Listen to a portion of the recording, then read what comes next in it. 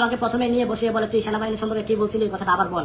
আমি বলি, স্যার ওইটা আমার মিস্টেক ছিল, আমি রাগে খুবই মানে নিজেকে নিয়ন্ত্রণ করতে পারিনি, কথাটা বলে ফেলেছি এবং মিডিয়া সেটা কাটসাট করেছে। আমি এর জন্য অনুতপ্ত, আমি লজ্জিত, আমি ক্ষমা চাইতে রাজি, মুসলেখা দিতে রাজি। তবে আমাকে বারবার বলে, তুই কি বলছো সেটা খালি আরেকবার বল। এই কথা বলেই তারা আমাকে মারতে থাকে, কলারে ধরে আমাকে টেনে নিয়ে এসে আমাকে আমার ফ্ল্যাটের 2টা রুম, অপর পাশের যে রুমটা সেই রুমে নিয়ে যায় এবং সেখানে নিয়ে গিয়ে তারা আমাকে বেধড়ক পেটায় এবং তারা আমাকে ধরে মুখে থাপ্পড়। আমি ধন্যবাদ দিচ্ছি আমাদের সেনাবাহিনীকে, সাইফুল ইসলামকে চুপ লিং পং শব্দটা মার্কেটে চলে করার জন্য। আমি একটা ভিডিও বানাইছিলাম, আপনাদেরকে শোনাচ্ছি, সাইফুলের মুখেই শোনাবো। তবে এইখানেও সে অনেকগুলো মিথ্যা কথা বলছে, যেগুলো তার বর্ণনার সাথে সেনাবাহিনীর মায়ের এটা কেমন হয় এটা মোটামুটি যারা খাইছে 2-4টা আমরা দেখছি অনেকেই ওইরকম বোঝা যায়। কিন্তু এই সাইফুল যে বক্তব্য দিছে আবারও সেনাবাহিনীকে নিয়ে মায়ের একটা খাইছে বোঝা গেছে, তবে একটু বাড়াইয়া বলছে। সেনাবাহিনী যদি তোমার মতন সাইফুল ইসলামকে ধরে সুলডিট মুডি কইরা তোমারে খুঁজা পাওয়া যাবে না। সেনাবাহিনীকে কুকুর বলা খেয়াল আছে তো? ব্যারিস্টার ফুয়াদ মনে করছিল, ব্যারিস্টার ফুয়াদও আমাদের সেনাবাহিনীকে নিয়ে এরকম অশ্লীল মন্তব্য করছেন। তবে উনি ব্যারিস্টার ফুয়াদ, সম্ভবত সেনাবাহিনী ভয় পায়, ওনারা কিছু করে না। যাই হোক, সাইফুল ইসলামরা করছে অন্তত রাস্তার টোকায় ফাঁকায় যারা আছে, তারা যারা সেনাবাহিনীকে নিয়ে মন্তব্য করে তাদের জন্য সাইফুল ইসলামের মুখেই শুনুন, সেনাবাহিনী যদি ধরে তাহলে কিভাবে মারে। আসুন। এবং আমাকে উপর করে আত্মপক্ষের সমর্থন টাইপ যে একটা শোয়ানো আছে স্যালেন্ডার, সেই শোয়ানোতে অবস্থায় রেখে তারা আমাকে উপর করে শুয়ে দিয়ে আমার বুট দিয়ে আমাকে পাড়ায়, আমাকে লাথি দেয়, আমাকে বসায় রেখে আমাকে একদম কিল খুশি যেভাবে পারে তারা আমাকে বেধড়ক পেটানো শুরু করে এবং আমাকে উপর করে শুয়ে দিয়ে তারা আমার নিতম্বে পর্যন্ত একাধিকবার পেটায়। আমি তাদের আঘাতের কারণে চিৎকার করতে থাকি, তারা আমার মুখ চেপে ধরে এবং বলে যে কোনো ধরনের চিৎকার করবে না, চিৎকার করলে তোকে শেষ করে দিব। এবং নিশ্চয়ই শুনেছেন আরো লম্বা চূড়া বর্ণনা, আমি আর এদিকে গেলাম না। তবে সাইফুল ইসলামরে যে থেরাপি দেওয়া হয়েছে, এরপর সেই বিষয়টা বলছে তার ভুল হয়ে গেছে।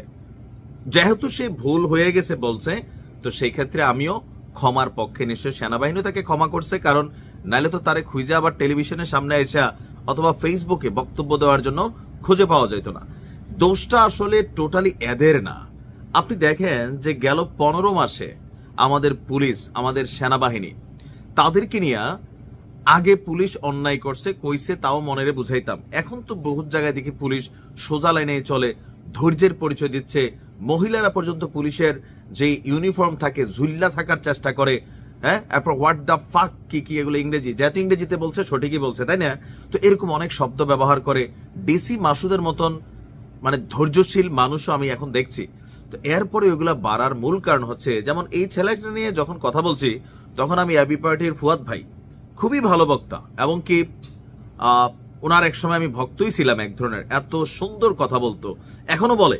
তবে মাঝখানে ওনার কি জানি হয়েছে, হঠাৎ কইরা সেনাবাহিনী এবং সেনা প্রধানের বিরুদ্ধে তিনি সম্ভবত এই কুকুরের বক্তব্য, ক্যান্টনমেন্ট উড়াই দিবে এরকম বক্তব্য ছিল। জানি না ভিডিওটা অরিজিনাল নাকি এআই দিয়ে ক্রিয়েটেড। যদি অরিজিনাল হয় ফুয়াদ ভাই জানেন যে কথাগুলো আপনি কি বলছেন। তো উনি যখন বলছে এই কথাকার কোন সাইফুলের মতো কাইফুল, আরো আছে মাইফুল, আরো আছে বিভিন্ন পাকিস্তানি ফুল।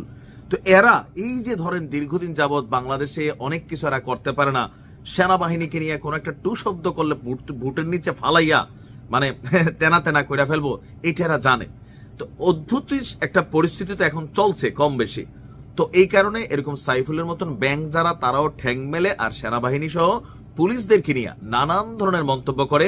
আর দায়ভারটা কিন্তু কোথাও না কোথাও ফুয়াদ ভাইয়ের, কারণ উনি যখন বলছেন তখন এটা নিয়ে সেনাপ্রধান থেকে কেউই কোন রকম রিয়েকশন দেয় নাই। তো এই কারণে বললাম, আসলে আইন তো সবসময় বড় লোকের উপর দেওয়া যায় না, আইন হয় গরিবদের জন্য। সাইফুল অন্যায় করছে, তার সমালোচনা করছি, তার নিয়ে যদি বাটাম দিয়ে থাকে আমরা মনে করি এটা পারফেক্ট আছে, কিন্তু সেও কিন্তু গরিব কোথাও না কোথাও। যার কারণে আমিও চাইছি তার বিচার। আমি মনে করি যেটা করছে ভালোই করছে। তবে যারা এরকম বড় বড় হুকুমের আসামি বা হুকুমদাতা, বা যারা রাষ্ট্রের এত গুরুত্বপূর্ণ জায়গায় থেকে সেনাবাহিনী সম্পর্কে এমন মন্তব্য করেন, ওনাদেরকেও মিনিমাম এক কাপ চা খাওয়ানো সেনাবাহিনীর দরকার। দেখেন না, চলে তো কথা, সেনাপ্রধান নিয়ে একটা ইনস্টিটিউশন, এটা একটা সার্বভৌমত্বের ইস্যু। বহিরাগত মানুষরা দেখে যে দেশের জনগণের ভিতরে একটা অংশ সেনাবাহিনীর বিপরীতে আছে। পৃথিবীর বিভিন্ন দেশের চররা এই দেশে বসবাস করে, এরা বুঝে কারে দিয়া কি করানো যাবে, এরা বুঝে কাদেরকে দিয়া আমাদের সেনাবাহিনীকে দুর্বল করানো যাবে, একটা আতঙ্কবাদী হামলা চালানো যাবে, জঙ্গি অ্যাক্টিভিটিস করানো যাবে। কারণ এই দেশের ভিতরে তো পৃথিবীর বিভিন্ন দেশের গুপ্তচররা বসবাস করে, যারা বাংলাদেশকে অস্থিতিশীল করতে চায়। সো আমি মনে করি ব্যারিস্টার ফুয়াদ যিনি এই কথা বলছিলেন, ওনারও একটু সরিটরি বলা দরকার, অথবা ওনার যারা এরকম অনুসারী জন্মাই গেছে সাইফুলের মতন, তাদের বোধগম্য হওয়া দরকার যে এই কথাগুলা কতটুকু ক্ষতিকর। ভালো থাকুন, আসসালামু আলাইকুম।